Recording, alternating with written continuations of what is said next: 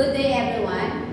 I'm Maureen H. Barnes, BSN Math Major, Section 315. Today, we're going to discuss about the importance of self-care and mindfulness.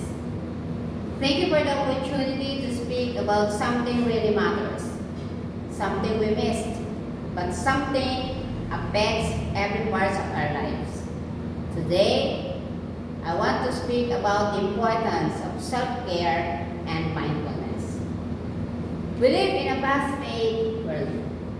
Every day, we are bombarded with responsibilities in work, in school, deadlines, social media, due dates, and even expectations to meet all these needs. Many of us forget one most important thing: ourselves. Let me ask you something.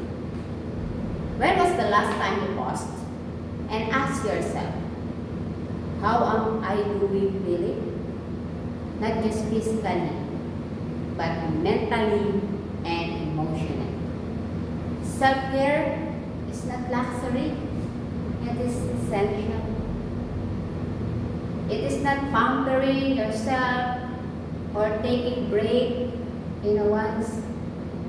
But self-care is about acknowledging our needs and actively doing something to meet them. It means getting enough, nourishing our body with healthy foods, setting boundaries, staying physically, and taking rest without guilt. But self-care doesn't stop with physical health. It is also involved mental and emotional well-being.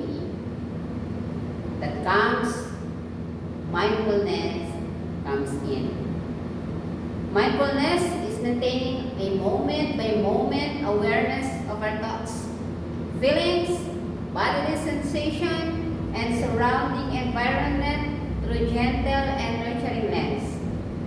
Mindfulness is also involved acceptance, meaning that we pay attention to our thoughts, our feelings without judging them, without believing them. For instance, that there are right or wrong to think or feel in a given moment.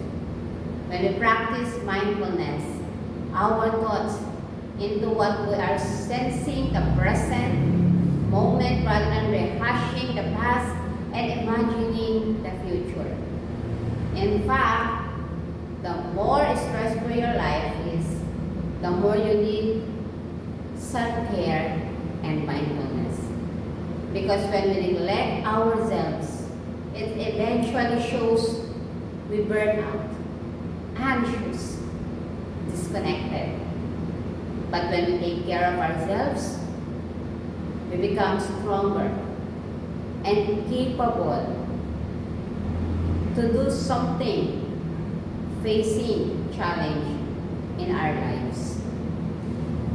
Today, let's remember this. You can give your best to others if you are running on empty. You cannot be fully present for your work, your family, your goals, if your own well-being is suffering. So today, I encourage all of us to make a commitment, a small promise to be more mindful to our needs, to be kinder ourselves, and to make self-care every part of our life. Not someday, or even if we have time, but starting today. Because we all deserve a healthy life, a whole life, not just surviving, but truly living. Take care of yourselves.